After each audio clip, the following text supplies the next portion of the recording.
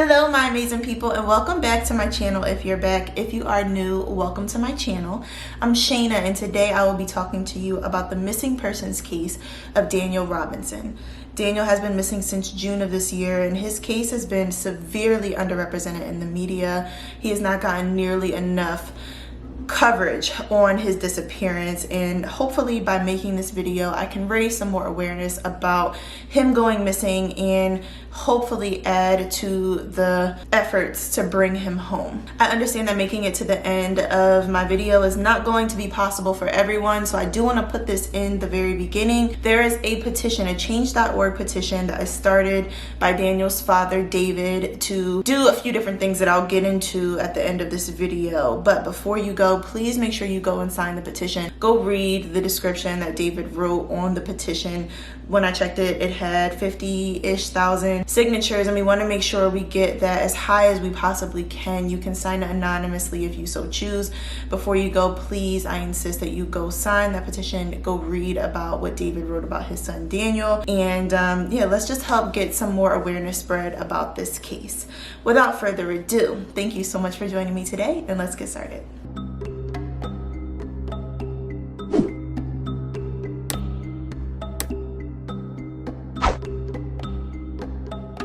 Daniel Robinson is a 24-year-old man who at the time of this case was living in Arizona, where he worked with Matrix New World Engineering as a geologist after graduating from the College of Charleston 2 years ago. He had dreams of achieving this accomplishment of becoming a geologist for a long time and succeeded in this goal, just like everything else he set his mind to in his life. In some ways, he had to work harder to achieve his goals because Daniel was actually born with a physical limitation. He was missing his right hand at birth and a little bit of his forearm as well, which to some people may have discouraged them or set them back in life, made them feel like they weren't capable of achieving things that they wanted to do. But for Daniel, it in some ways was something that made him stronger. He had an incredible drive, an incredible sense of ambition, and his ability to try and succeed at new things was impressive. Daniel excelled in many different things growing up. He was competitive and loved to challenge his siblings in literally everything. And he also was an excellent musician and learned how to play the French horn and the trombone, which is impressive. To be a musician who is missing a hand is something that most people will probably never even try, but he did, and he was incredible at it. Daniel loved the outdoors. He was a great outdoorsman, and he also was extremely outgoing. He was a people's person. Like, he was always the talker in the room. He was always smiling all the time, and he was the person that, you know, would kind of bring everybody together. His dad said that about him many times in the interviews that I watched. He was the person who brought everybody together, and he was that kind of glue to the family. With New World Engineering, which was located in Phoenix right next to the desert, Daniel would oftentimes have to go out into the desert to assess different job sites, and that's exactly what he was doing on June 23rd of this year. He met his coworker Ken Elliott out in the desert in Buckeye, and the two of them were there. They just exchanged some normal words, said good morning, talked about the weather, and were getting ready to start their job for the day. And this job site is at or near the intersection of Sun Valley Parkway and Cactus Road, which by the sounds of the street names alone, you can kind of tell they're in the middle of the desert. They are literally in the middle of nowhere. Like, this is not an area that is considered suburbs. It's the middle of nowhere. There are no houses in this area. It's just very open desert and a really hot and unsafe place to be for an extended period of time. And Ken said that when Daniel arrived on the job site, he seemed pretty normal in the beginning. There was nothing abnormal.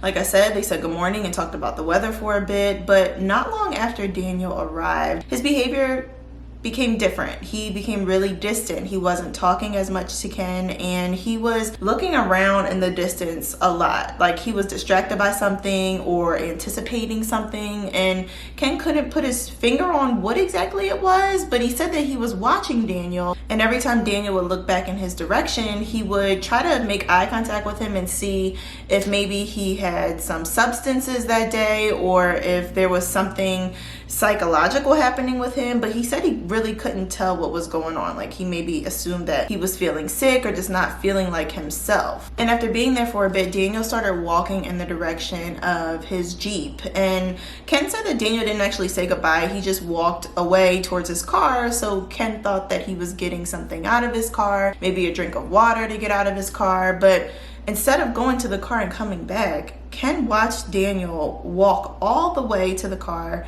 get in the driver's seat, proceed to just give a very brief wave and drive off. And since he had been acting kind of odd leading up to this, Ken was like, okay, I don't know if he's not feeling well and he needed to quickly go home and he's having a sick day or what's going on. But either way, Ken decided to notify the company that he was on the job site without Daniel at this point, and he kind of assumed that Daniel just needed to take a sick day and assumed that Daniel would be calling into his job in his company to notify them that he had to make a last minute call out from work. Ken stayed on the job site for a little bit of time after Daniel actually left, and when he was preparing to leave, he wanted to investigate just to see, like, he was curious which way Daniel had gone when he left. And there were one of two ways you could go.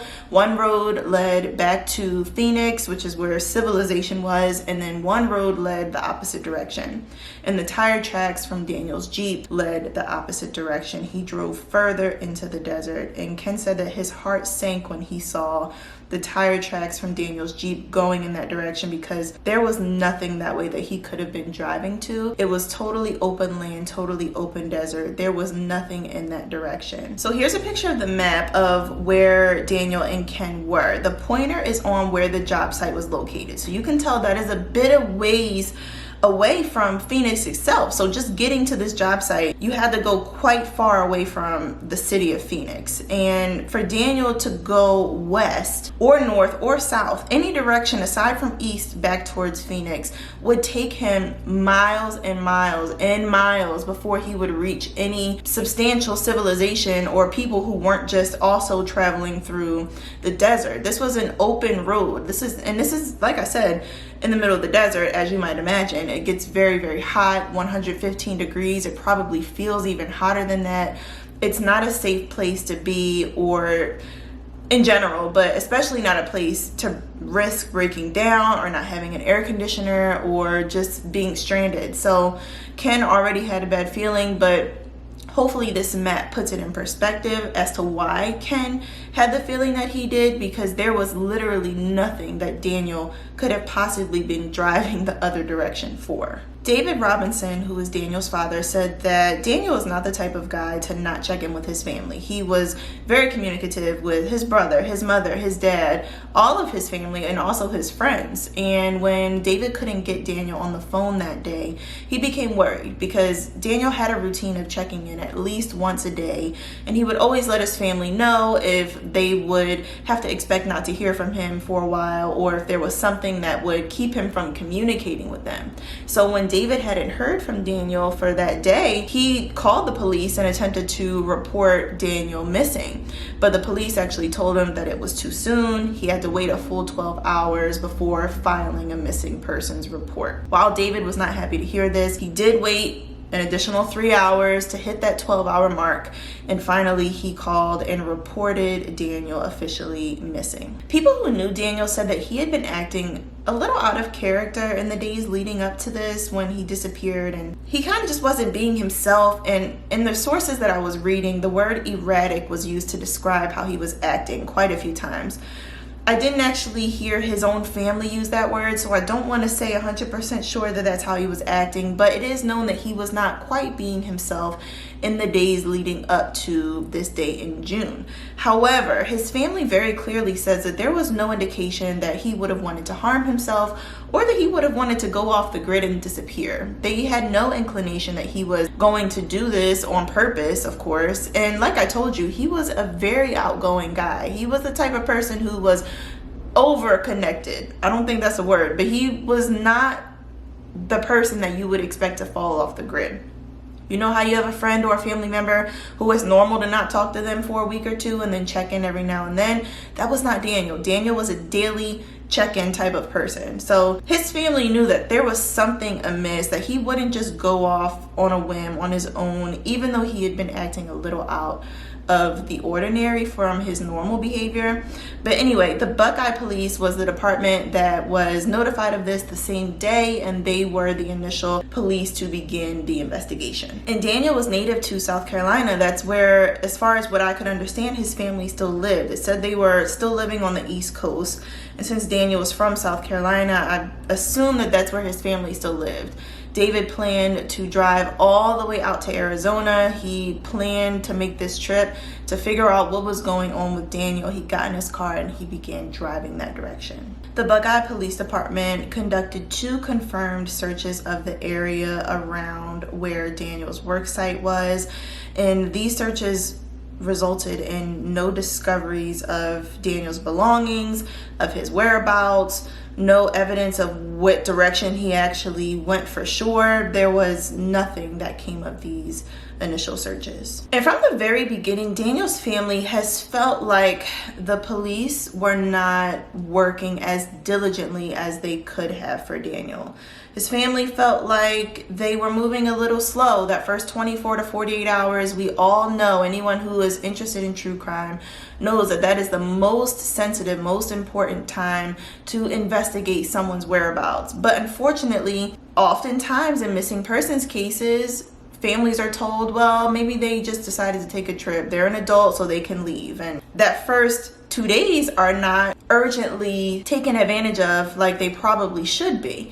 And the Robinson family felt like that is exactly what was happening with Daniel's situation. Like the first couple of days, the police weren't moving quite quickly enough for the family to gain confidence in their search for Daniel. And it's interesting because David led a series of searches himself from private parties, people who volunteered to help search for Daniel. And while they hadn't actually found him himself, they actually found the remains of what David says are 6 other humans who were not Daniel. And there were some sources, I will say this because I did come across it online, and this is not to take credibility away from David at all. There was one source that said that the remains were confirmed to be animal bones, but on the Change.org petition, David very clearly says that these were the remains of 6 people. And I don't really see a reason why he would want to be dishonest about that. I don't have any reason not to believe his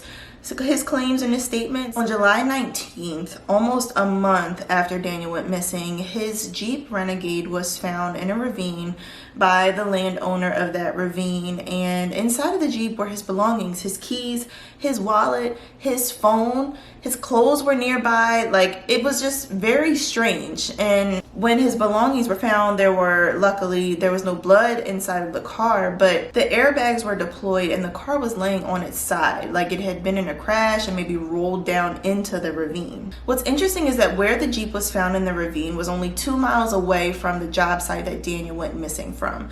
And this area had been heavily searched. It was searched by the police, both ground searches and air searches. It was searched by the private parties as well, led by David and the family. And for this car to pop up almost a month later in an area that had already been searched led the Robinson family to believe that someone came back and planted that vehicle there. This was the first sign to the family that there was foul play involved, and they felt like there was foul play involved possibly before this, but seeing the vehicle actually inspired David to go and hire a private investigator to really dig into what happened, what caused this vehicle to get there. How was the vehicle not there when they did searches before? It was very unlikely that they missed it. So who put this vehicle there? There were so many unanswered questions. I would like to add that in a case like this, urgency is absolutely imperative because of the treacherous environment that the desert is. There is wildlife, first of all. Second of all, and possibly most importantly, the weather is extreme. It's a very dry place, a very hot place. It is not a safe area for a human to be for an extended period of time.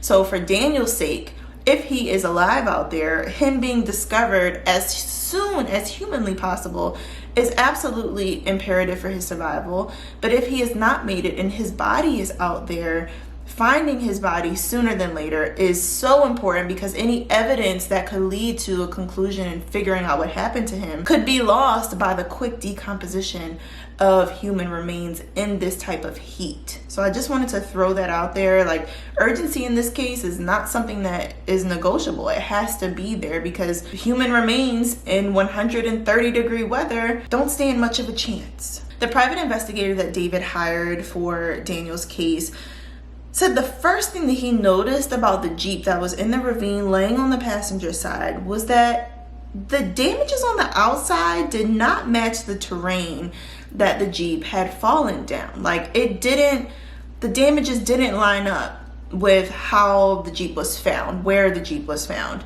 And he felt that this was extremely odd. This private investigator's name is Jeff McGrath, by the way. And when he removed the Jeep's airbag control module, which is also known as a black box, it's essentially a computer inside the car which can give details about crashes and airbag deployment and other things about the vehicle.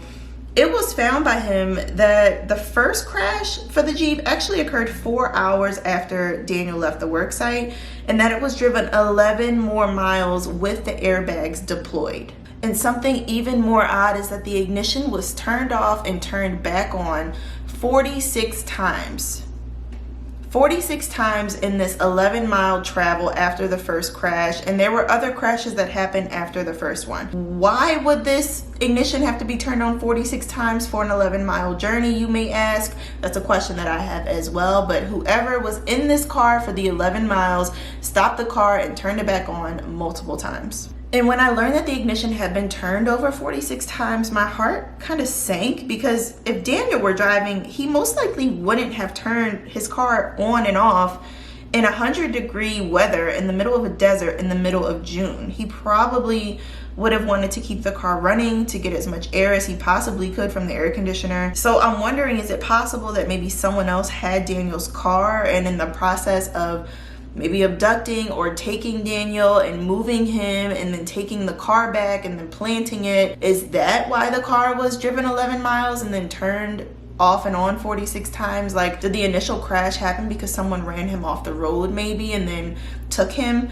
There's just so many questions, and it doesn't make sense. So those were the findings of the private investigator. And of course, police took the black box, they did their own analysis, and the family was so disheartened to find that the police found totally different results from their analysis of the airbag control module. And David basically said that he feels that there's one of two things happening in this case. Either the police department is severely understaffed or just not appropriately staffed with personnel that are equipped to do this type of research and analysis, or that they were purposefully trying to mislead him. He genuinely feels like there is something about this police department that is not quite right. And perhaps the family would have a little bit more faith in the police department, be able to trust them more if the initial phases of the investigation were handled with more urgency. They've expressed that over and over again. Daniel's brother, I think his name is Roger, has done interviews saying, look, if things were taken seriously or done differently from the beginning, we wouldn't be in such a state of disbelief all the time. So the private investigator, who, by the way, is an ex-police officer, and he specializes in doing research from crashes and things of that nature, he found something totally different than the police department. So who is right? Who do you believe? Because the Buckeye Police Department believe that there is no evidence of foul play, they are still treating Daniel's case as a missing persons case, as opposed to switching it over to a criminal investigation, which the difference between the two essentially is that in a criminal investigation, I'm sure there are many differences, but the difference that's important to the Robinson family is that a criminal investigation will allow police to issue warrants to handle the case with a little more fire, a little more urgency, to question more people about what they know or what they may not know. It sounded like to me from my research, the issuing of warrants and being able to search and confiscate things, maybe phones from people, evidence confiscation, all of that happens in a criminal investigation, where a missing persons case is more so looking for circumstantial evidence, talking to people, just trying to find maybe cameras and where they could possibly catch him on, or analyzing the evidence that was found in his car, since there's no warrant necessary for that. The family really wants this to be switched over to a criminal investigation and for the police department to handle Daniel's case like there was foul play involved, because they truly feel like foul play is very clearly involved in this case. And when David was doing an interview, he was asked by one of the interviewers what police have told the family about what they believe, like where the investigation stands so far. And this poor father, he's only been told two things, two possible theories that the police have come up with. Theory number one being that after the initial crash, Daniel suffered from a severe head injury and then wandered off into the desert. Or theory number two being that Daniel came up with this plan to leave his family, to leave his friends, to leave the job that he worked so very hard for, to become a monk. And that would explain why his clothes were left at the scene where his car was found, because he decided to join a monastery and become a monk. Which I suppose someone could do that. I'm not saying that it's completely impossible for someone to decide to be a monk, but it seems very unlikely for a man like Daniel to up and become a monk without expressing this to anyone, without telling people. Like I said, he was very expressive, very communicative, and for him to just up and leave, abandon his family, abandon his friends, and like I said, abandon his job to become a monk, it seems unlikely. That's all I'm gonna say. It seems unlikely. While I cannot say that it's impossible, it seems unlikely. Maybe there's a monastery nearby in the desert. I don't know. But this father said that those two theories are the theories that the police have told him that they are thinking, or are just spitballing, kind of speculating at this point. But I can understand why to the family this would sound outrageous and why they have so much speculation. So, talking about the Change.org petition started by David Robinson. This petition is there to encourage the Buckeye Police Department to switch Daniel's case to a criminal investigation, like I told you, and to hopefully encourage change in the actual structure and speed with which cases like this are investigated. Like I told you, the family truly believes that the crucial time for them to have searched for Daniel was not taken advantage of. And they hope for things to be done differently in the future, for other people who may go missing in the future, and for their families to find closure a little faster. Not only that, but they also want Daniel's case to remain a priority until he is found and brought home. This petition is all-encompassing. David wrote a very long statement on the petition explaining what the petition is there for, what he is hoping for as an outcome from this. So please, I encourage you to go sign it. Like I said, you can sign it anonymously if you so choose. Just go sign it. Please share it. Let's get awareness about Daniel's case. As far as the description, Daniel is an African-American male standing at 5 feet 8 inches tall and weighing 165 pounds. He has a right missing hand, and as well as his forearm is partially missing. If you have any information that can lead to the discovery of Daniel Robinson, please contact 803-200-7994, or you can also submit tips at pleasehelpfinddaniel.com. There is right now a $10,000 reward being offered by the family to anyone who can give information that leads to the discovery of Daniel's whereabouts. When I realized that Daniel had been missing since June and I hadn't heard about his case yet, it was definitely concerning that there had been no coverage on his story. And his dad has expressed the sadness that he's experienced because of this. Like, he's been trying his hardest to get Daniel's story out there. He's done interviews, he's been trying to get the media to cover it, but he said that pretty much the only media that would pick up the story were local news stations, and he wasn't having any luck getting the larger stations and the larger media outlets to cover the case at all. And luckily now it is gaining traction and people are learning about Daniel, and I'm hoping that with the spread of awareness, more people can come together, help spread the word.